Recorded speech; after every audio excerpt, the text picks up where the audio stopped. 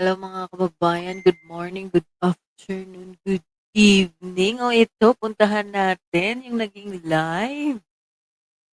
Yung content ng nag-iisang UC Claire Castro. Ayan, binanata niya na naman dito si Senator Pia. First, first class palengkera. Nagtatanong lang naman si UC Claire. O, pakinggan natin. Ano masasabi niyo dito? Nahalukay. Nahalukay ni UC Claire.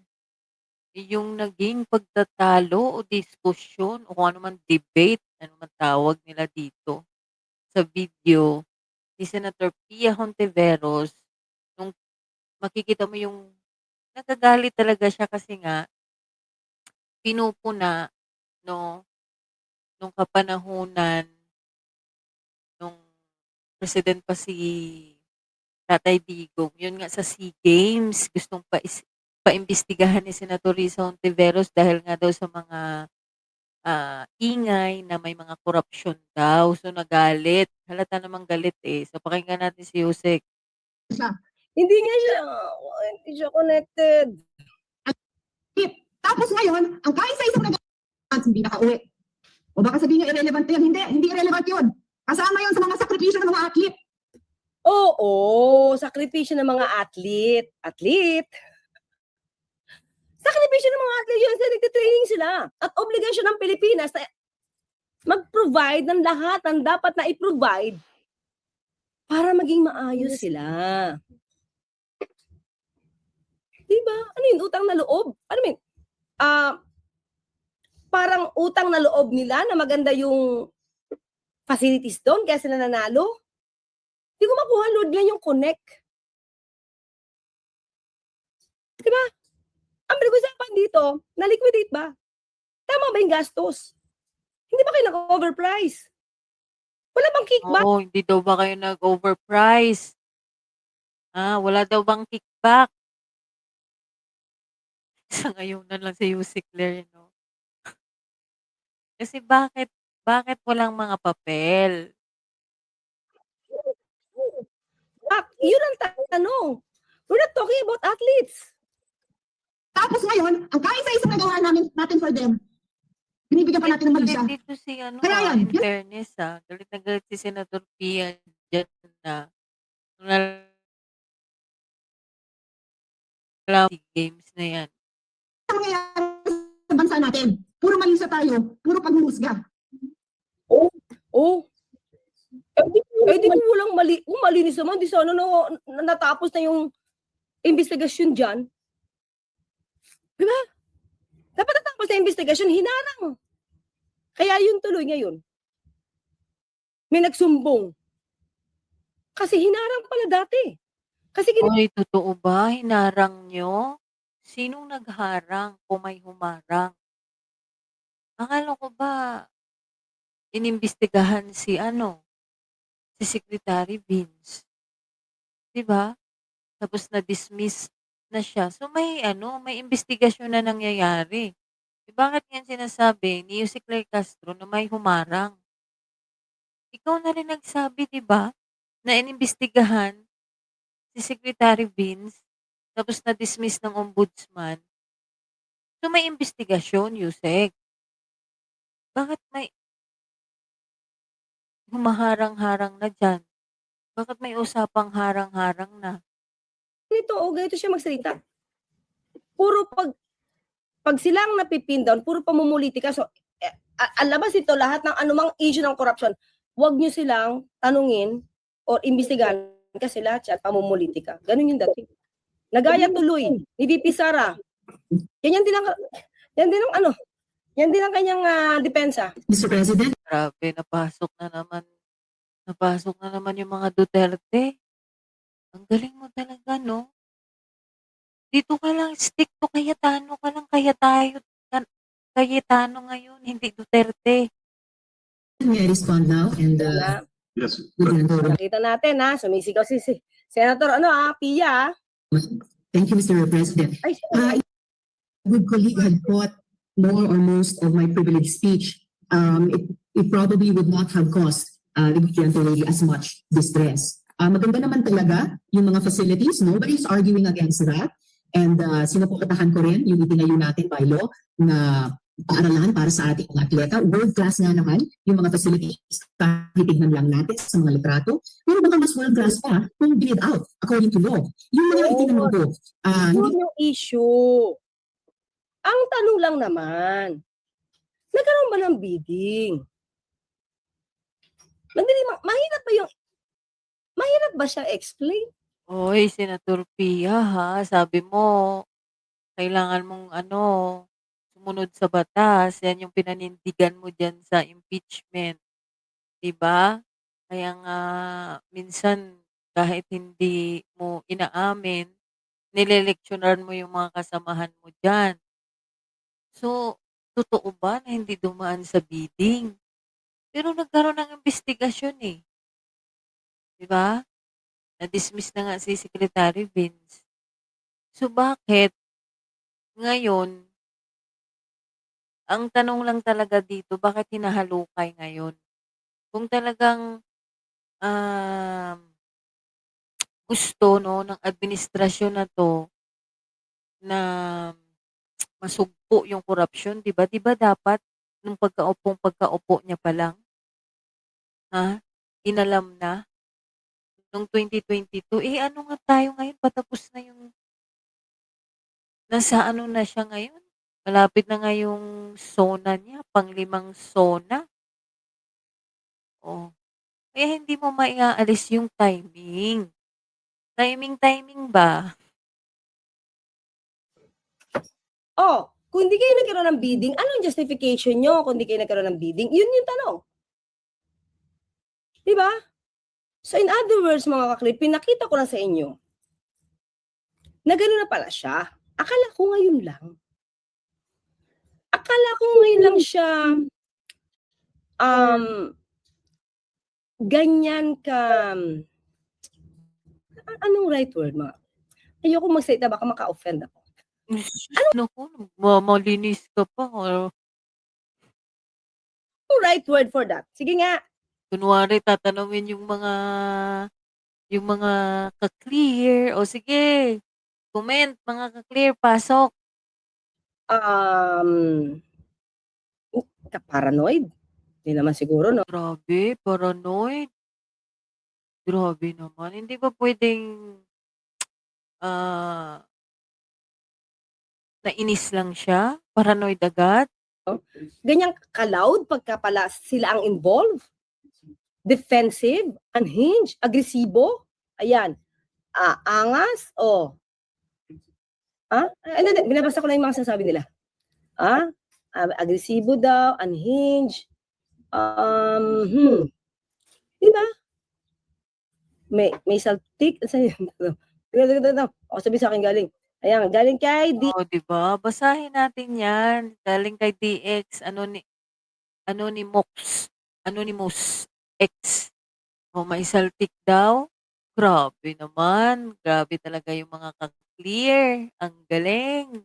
DX Anonymous X.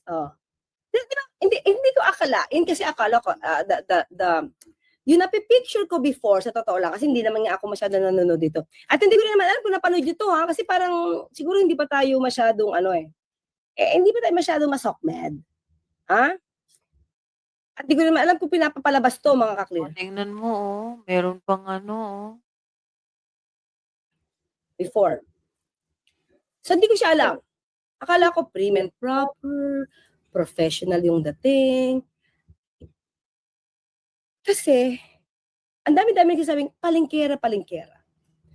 Palengkera ka naman talaga. Yun yung sabi nila, yun yung opinion nila.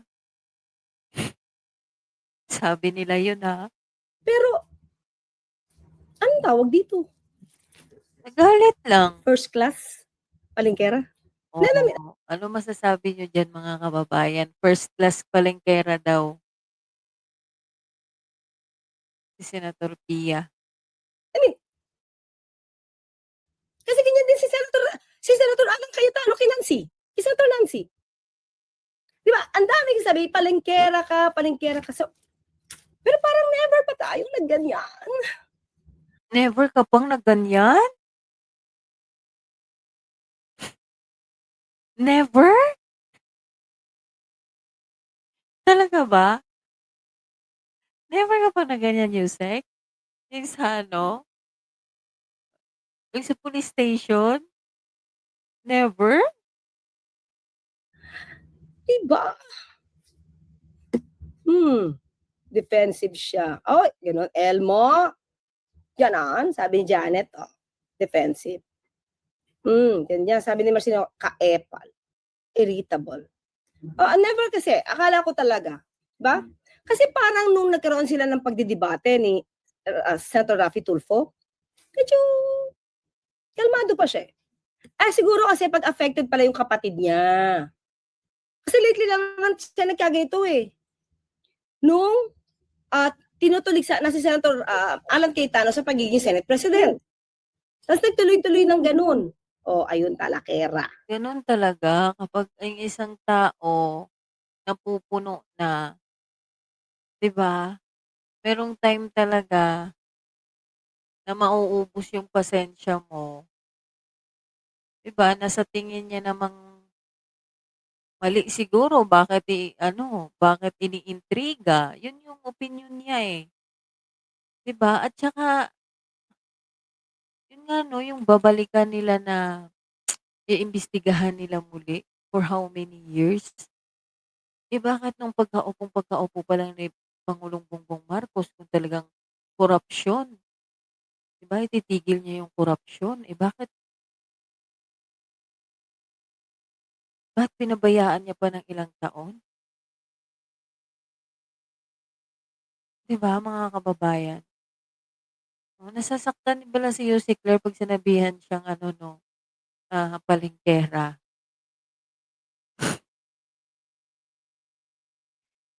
Parang gano'n ka naman kasi Yusek, eh, lalong-lalo na pagdating sa mga Duterte. O puntahan natin si ano, meron siyang live, eh, si tawag dito, si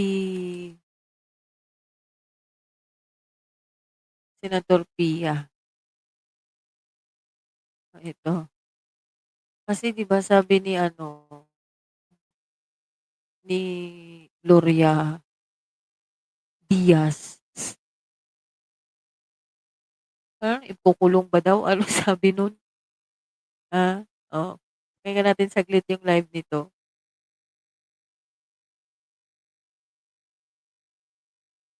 Paul, si Asteria.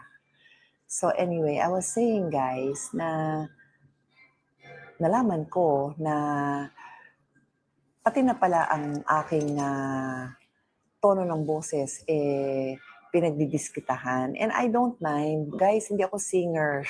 Wala talaga ang boses. Kaya Hindi kasi parang kasing hinihingal palagi.